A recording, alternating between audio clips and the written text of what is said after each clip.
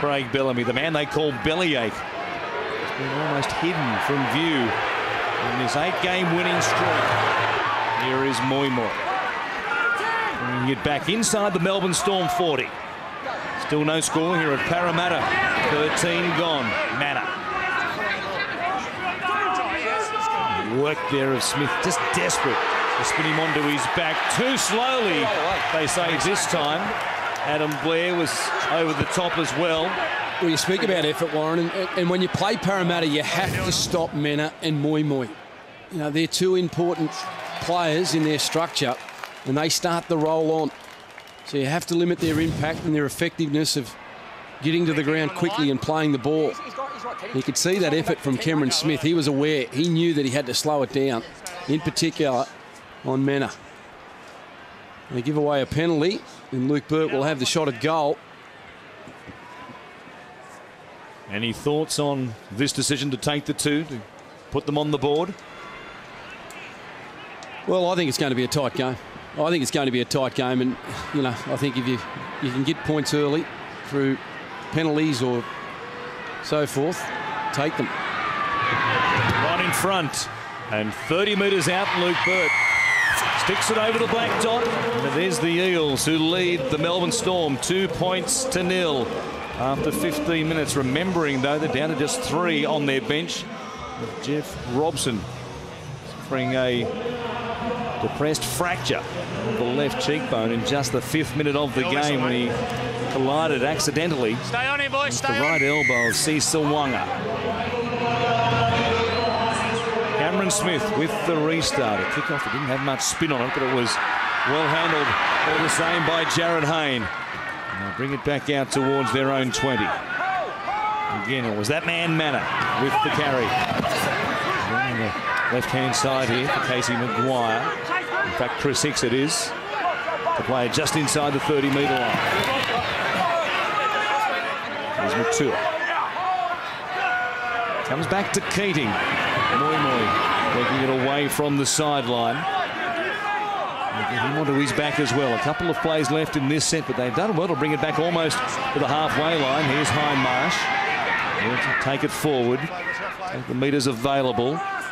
They'll kick and see if they can put some pressure on the Melbourne Storm back 3.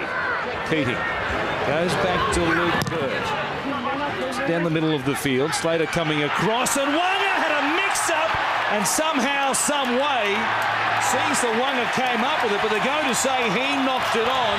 A touch into Slater, and you could see that happening through the air. Slater hesitated, and he had a look before he set his eyes firmly on the ball. They're going to say it came off Wanga into Slater for the knock-on. Well, I don't know whether Billy Slater touches the football. I agree with you, Loz. I don't think he did get a touch of the football. Wanga, in the end, has done a good job to catch the rebound and get back in the field of play.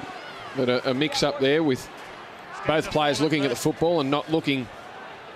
Certainly no communication between the two. He's had a couple of moments now, Wanga, along the ground and in the air. The Parramatta, great opportunity to post the first 4-pointer of the game. In that last defensive set from the Melbourne Storm, it looked as though they had no energy, no intensity pushing forward. And that'd be a bit of a concern for Craig Bellamy. There were some big metres for the Eels from their own end. Keating at the back of the scrum. Gives it off to Jared Hayne, who just saunters up towards them and then put the foot down. Just about snuck through them as well. Stopped only just by Nielsen and Slater for the most part. Here's Matua getting away from a Hinchcliffe, but not the tackle there of Bo Champion. They played about 5 out from the Storm line. Keating feeding it back here for Maguire. Comes to Hayne. Again, not much doing as it comes to him, so he gives it off to Moi Moi. He knows only one way to go. He takes it towards the uprights, but they quickly wrap him up. Feeding again. So goes to Maguire out the back and behind Lasalo for Burt, for Smith. Didn't look like it had the timing they were looking for on that particular play, and Smith really had no chance to catch it. No, but I think he was through. I think the hole opened up. He dropped the ball. In a game when you play Melbourne, because they don't give you and offer you so many chances during a game, when they present themselves, you have to take them. I don't think he was prepared to catch the ball. I don't even think he got a hand to it. I think the pass went straight into him because he thought that he wasn't the one that was receiving the pass. Now, if you're an option runner, well, you've got to be prepared. You've got to let your ball player have a couple, the flat and the outside. I don't know whether he was trying to, as we saw the penalty there, the reason for the penalty to the Melbourne Storm. But here it is. I don't know if Ben Smith really had his hands out prepared for the footy. Got to do better than that. Well, off the back of the restart, Bromwich it is. Takes it up towards the halfway line. Cameron Smith going flat across to Brian Norrie, who found some space back in between the A defenders there. Nice run by the front row. Here's Cronk now taking them on and just about slipping through the tackle there of Keating and also Matua. They look thin at the moment in this at the Eels until this moment where Hayne took an intercept. Cronk is chasing, Blair is chasing, but the speed of Hayne will take him all the way to the line. Did he bomb the try? Brandon, please. I think he has. I think he's dropped the football. You can see with his reaction, he knows he's dropped it. Well, a dive into the corner, Maurice Blair chasing hard. He wasn't going to get there. Well, Haynes run himself into touch and then tried to get the ball around the corner. Oh, no. Well, it's hard to tell whether his hand has disappeared over the back of the football, front on. I don't know. This will give us a better look at it. That's no try for me. That's no try. I think the best indication is the reaction of Jared Hayne. Yeah, but I don't think the video referee's going to go on the reaction of Jared Hayne. No, you're right. I thought it slipped out of his hands. That's no try. It has slipped out of his hands. The last frame, the fingers come away from the ball and he's outfoxed himself. He got too cute by half here. Well, I don't think he had to run so close to the touchline. He was home. Blair was still a yard and a half off the pace. He wasn't going to get him. That angle is no good. It was the last one we saw before that, behind the play. This one that sees the hand drop off the back of the football before it is on the ground. It's no try. It's no try. That is no try in anyone's language. You can look at it a number of times, but for mine, that's no try. There's benefit of the doubt, but there is way too much doubt there. Well, he's looking at it in fast time, in real time. Where it looked like no try in fast time. Yeah. It looked like Jared Hayne had a rudder problem as he went towards the line. Good call by the video referee, Chris Ward. That's a great chase from Maurice Blair. That is a super chase from the other side of the field. Jared Hayne, one of the noted speedsters. Well, if he doesn't chase, the quickest in the game. No, you're right. Cooper Cronk went hard too, but couldn't go the distance. But Maurice Blair from the other side of the field, that is a great chase. Well, he didn't give up. And that's what they've built their culture on down there in Melbourne. Never giving up on the place, making the 1%ers. If the ball's on the ground, you dive on it. You get there first.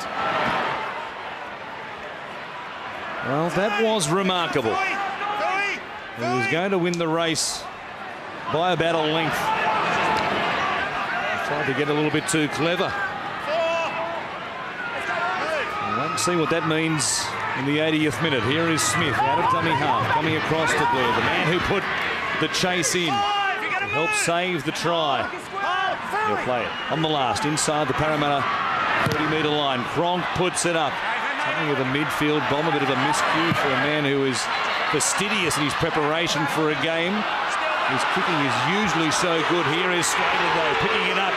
Now there's drama. He comes across to Smith and they shut down the danger straight away. Had he linked up with Nielsen or maybe Wonga, it might have been interesting, but they got to him in time. Well, they're off a little bit tonight, the Melbourne Storm. Their execution is not great. We saw it in that last set of 6 where there was an intercept to Jared Hayne. The kick there wasn't a perfect one. He had some time.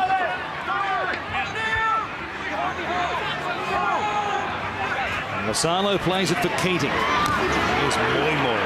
Isn't that contact, the slap there as Bromwich and also Hinchcliffe get to him. 10 carries now. Ball for Moy. Slipping to the ground was Rennie Matua as he brings it back to the halfway line. Keating will look to kick, and he got mixed up there with Tim Manor, and luckily for him, he got the kick away. Ryan Norrie was like a heat-seeking missile. He was locked and loaded and looking for a hit, and he just about came up with one as well. Well, that could have been a horrible mistake for Parramatta.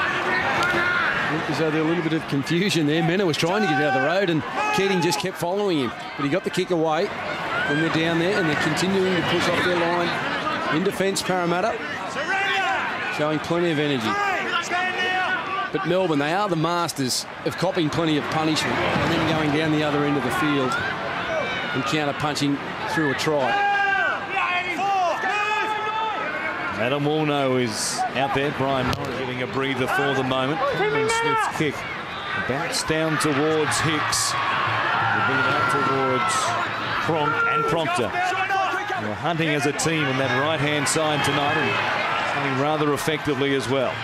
There's Bird back his way up towards the 40-metre line. Just the penalty goal in it at the moment. Well, Sydney's come a long way from the right-hand side for a carry of negative metres or zero as Hayne comes across to Horrow. Lovely hands. He gives it off to Hicks with only Slater in front of him. He fires it wide. A chance for Matua, who does what Jared Hayne couldn't do. He reached out. He got it down. And Parramatta have a try. Grounding. Check sideline, please. Or do they? Well, we're going to go upstairs, but it did look like, and we're a long way from where he scored the try, Rennie Matua. Nice pass there from Justin Horrow to give Chris Hicks some space. Or was there a leg dragged into touch? We mightn't be able to see that. And, well, gee, it's a long way out. So if there's any touch there, if Beau Champion's been able to drag that foot across the line, and I think that's what he was trying to do, it will be a no try. Or did Matua, was he able to get it up in the air? Got to go up now. It did. At the right time. Unbelievable. Right on cue. It had to go up. Rennie didn't know where his foot was. It's just popped up at the right time. There's no doubt about the grounding. Well, another half a centimetre and that foot's into touch, or touches the line, and it's a no try. But the Eels get over the try line twice in a matter of minutes. This one will be green. That it is. And Rennie Matua makes it 6-0 to the Eels over the Storm on Monday Night Football. It was great work by Horrow, hitting the hole from Jared Hayne. Jared Hayne's pass. And there you can see Matua just pushing up. And that's an excellent play, excellent hole run from Justin Horrow. Chris Hicks was there in support. And he drew Billy Slater, and then it was a foot race between Beau Champion and Rennie Matua. And Rennie Matua crosses for another try. You know, he's only played 5 games, Rennie Matua, and that's his 3rd try already. He's become a pretty important member of this Parramatta side. Stephen Kearney getting him back into first grade pretty quickly after his return. A couple of games for Wentworthville. And it was nice play there. Jared Hayne, ball playing.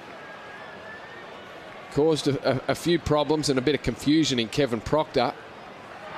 That forced Cooper Cronk to make a low tackle on Justin Horrow. And also Justin O'Neill, who came in to add some assistance, which supplied Chris Hicks with the space. The kick from Burt from the sideline. Gets the flags in the air. It's 8 points to 0. And the blue and gold flags waving high at Parramatta, and why wouldn't they after a slick play like this? A lovely ball from Hayne, and this one from Horrow. The offload and the tackle. That was tremendous. It was great. Don't underplay Chris Hicks either, because I've seen plenty of players over the recent weeks that have blown those sort of situations where you've got a 2-on-1. It's not easy.